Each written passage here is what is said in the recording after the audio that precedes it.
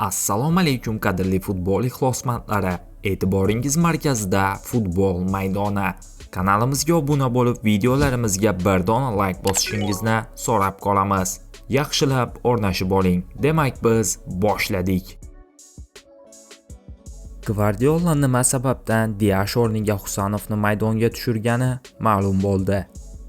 APLning 27-turida Manchester City o'z uyida Newcastle jamoasini qabul qildi va 2-1 hisobda g'alaba qozondi. Ushbu bahsda hamyurtimiz Abduqodir Husanov ikkinchi bo'lim avvalida Ruben Diash o'rniga maydonga tushdi. Himoyachi qolgan daqiqalar davomida ishonchli harakat qilib, jamoasining muhim 3 ochkoni qo'lga kiritishida munosib hissa qo'shdi.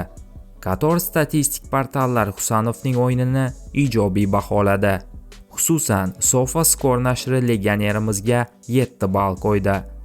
Manchester City faoliyatini yorituvchi manbalarning yozishicha, Gvardiolaning Diash o'rniga Husanovni maydonga tushirishi to'liq taktik qaror bo'lgan. Ma'lumot uchun, keyingi turda shaharliklar safarda Leedsga qarshi maydonga tushadi. Uchrashuv 28 fevral kuni bo'lib o'tadi. Kelgusi o'yinlarda ham hamyurtimizga omad tilab qolamiz. Bugungi dasturimiz shundan iborat edi.